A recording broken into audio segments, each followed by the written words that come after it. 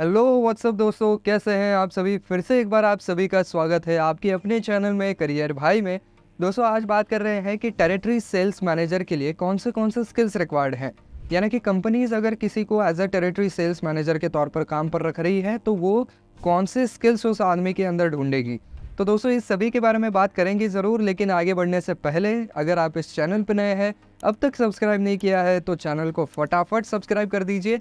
तो दोस्तों सबसे पहली बात तो आज मैं ये बात सबसे पहले कह रहा हूँ क्योंकि ये इस फील्ड की ज़रूरत है। तो सबसे पहली ज़रूरत ये है कि as a territory sales manager आपका कुछ रिकॉर्ड होना चाहिए, यानी कि आपका जो है वो थोड़ा बहुत एक्सपीरियंस होना चाहिए। क्योंकि आखिरकार ब्रांड की पूरी जो इमेज है और उसके जो सेल्स हैं वो आपके ऊपर निर्भर करते हैं कि आप किस तरीके से किसी स्पेसिफाइड एरिया के अंदर आपके ब्रांड को ग्रो करवाते हैं। तो कोई भी कंपनी अपने पैसे जो है या अपनी रेपुटेशन जो है वो ऐसे ही आदमी के लिए दाव पे लगाएगी जो कि एक्सपीरियंस है, जिसको वो काम करना आता है। ऐसे ही आदमी के ऊपर कंपनी कभी भी चांस लेगी। तो इसकी वजह से इस फील्ड में जो है वो एक्सपीरियंस मैटर करता है। इसके अलावा कई कंपनीज तो ऐसी हैं जो कि सिर्फ आपका एक्सपीरियंस है इतना कह करके उनका जो है वो वहाँ पर सेटिस्फैक्शन नहीं होता है। उन लोगों को जो है वो आपका पूरा रिकॉर्ड भी देखना होता है कि आपने अगर टेरिटरी सेल्स मैनेजर के तौर पर काम किया हुआ है तो आपका रिकॉर्ड कैसा रहा है, आपने कितने % की बढ़ोतरी लाई है सेल्स के अंदर, आपकी स्ट्रेटजीज़ कैसी थी और बाकी की चीज़ें भी ये लोग देखते हैं। उसके बाद स्किल जो चाहिए वो ये चाहिए कि अच्छी सेल्स स्ट्रेटजीज़ उनको बनाना आना चाहिए। तो जिस एरिया में उनको असाइन किया गया है या अपॉइंट किया गया है उस एरिया के हिसाब से वहाँ के लोग कौन से कंपनी का प्रोडक्ट खरीदते हैं और हमारे कंपनी का प्रोडक्ट उनसे कैसे अलग है, ये कस्टमर्स तक पहुंचाना। तो इस तरीके की स्ट्रैटेजीज़ तो बनानी ही पड़ती है। इसके अलावा ज़्यादा से ज़्यादा कैसे हम ब्रांड को पहुंचाएंगे, इसके लिए भी स्ट्रैटेजीज़ ही काम में आती हैं।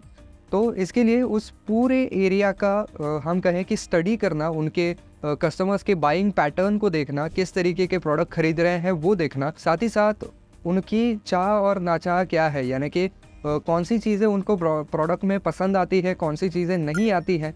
तो ये सारी चीज़ों का वहाँ पर स्टडी करके उसके हिसाब से स्ट्रेटजीज़ बनाना ये काम होता है। इसके अलावा जो भी स्ट्रेटजीज़ उन्होंने बनाई है क्या वो सही तरीके से काम कर रही है या नहीं कर रही है, इसके लिए भी अलग तरीके के टूल्स होते हैं। उनका इस्तेमाल करके अपने स्ट्रेटजी का सही असेसमेंट करने का स्किल भी होना चाहिए, जिससे कि उनको पता चलेगा कि जिस दिशा में ये लोग एफर्ट डाल रहे हैं क्या वो सही दिशा है, क्या वो स्ट्रैटेजी वर्क कर सकती है या उसका कोई फ़ायदा नहीं होने वाला है। इसके अलावा कुछ कंप्यूटर सॉफ्टवेयर्स हैं जिनके साथ आपकी फेमिलियरिटी होनी चाहिए, यानी कि वो सॉफ्टवेयर्स आने चाहिए जैसे कि MS office, MS excel, sales force नाम का भी एक सॉफ्टवेयर आता है। अब ये इंडिया के अंदर कितना इस्तेमाल किया जाता है ये तो मुझे पता नहीं, लेकिन ऐसे और भी कुछ सॉफ्टवेयर्स हैं जिनकी जानकारी अगर आपके पास होगी, उनको इस्तेमाल करना आपको आता है, तो आपके लिए एक ज़्यादा स्ट्रॉन्ग पॉइंट ज़रूर बन सकता है। अगला पॉइंट है एक्सेलेंट कम्युनिकेशन स्किल्स। तो ऑब्वियसली एक्सेलेंट कम्युनिकेशन स्किल्स तो चाहिए ही चाहिए, क्योंकि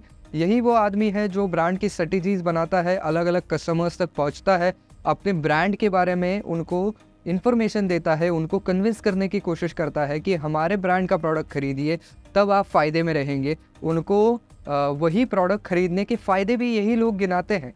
तो इसकी वजह से आपकी कम्युनिकेशन स्किल्स काफ़ी बढ़िया होने चाहिए। आपकी पर्सनालिटी ऐसी होनी चाहिए कि आपकी बात सुनी जाए, या आप बात करते वक्त इस तरीके से बात करें जो कि एंगेजिंग हो। कुछ भी अगर आप बोरिंग बात करते रहेंगे तो सामने वाला भी आपकी तरफ ध्यान नहीं देगा। तो इसकी वजह से एक अच्छी पर्सनालिटी और कम्युनिकेशन स्किल्स बेहद ज़रूरी है।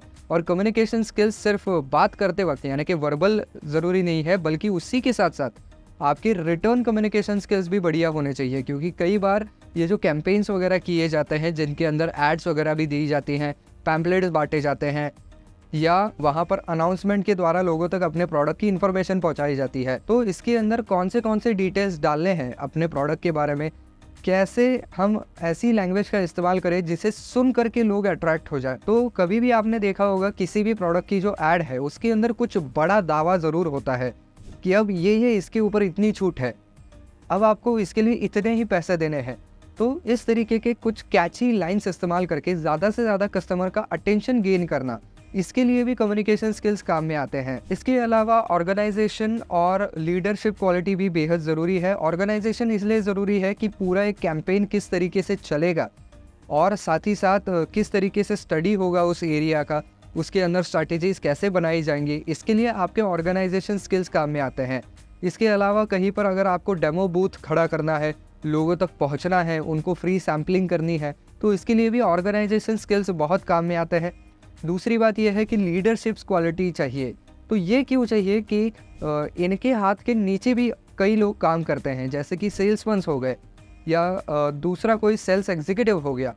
तो वो लोगों को जो है वो सही गाइडेंस देना, उनको मंथली टारगेट्स देना, वो मीट हो रहे हैं या नहीं, इसकी तरफ ध्यान देना। इसके लिए आपके पास लीडरशिप क्वालिटी चाहिए उन लोगों को भी गाइड करने के लिए। इसके अलावा प्रॉब्लम सॉल्विंग एटीट्यूड ज़रूर होना चाहिए। वो इसलिए क्योंकि कई बार आपके कस्टमर्स जो है वो आपके पास कुछ ना कुछ आपके प्रोडक्ट के बारे में तकलीफ़ लेकर के आते हैं, कुछ कंप्लेंट लेकर के आते हैं।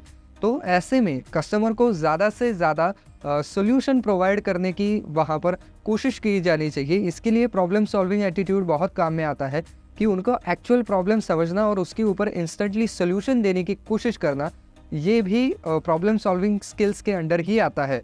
और ये चीज़ उनके जॉब में जो है वो बहुत ज़्यादा ज़रूरी है। बात करें अगर पढ़ाई की, तो अगर आपने MBA कर रखा है बिजनेस एडमिनिस्ट्रेशन में या मार्केटिंग में, तो आपका रेज्यूमे ज़्यादा स्ट्रॉन्ग ज़रूर माना जाएगा, क्योंकि आपकी पढ़ाई ही उससे रिलेटेड हुई है। हालांकि अगर आपकी दूसरी कोई पढ़ाई हुई है लेकिन आपको टेरिटरी सेल्स मैनेजर का एक्सपीरियंस है और आपका काम अच्छा रहा है, तो फिर उतना ज़्यादा शायद एजुकेशन जो है वो मैटर नहीं करेगा, आपका काम वहाँ पर ज़्यादा मैटर करेगा। तो दोस्तों, ये कुछ स्किल्स हैं जो कि एक टेरिटरी सेल्स मैनेजर के लिए ज़रूरी होते हैं या कंपनीज़ उनके अंदर ढूंढती है। तो बस दोस्तों, आज के वीडियो में बस इतना ही। आई होप ये वीडियो आपको पसंद आया होगा, काम का लगा होगा। तो दोस्तों, अगर वीडियो पसंद आया है तो वीडियो को लाइक करना बिल्कुल ना भूलें।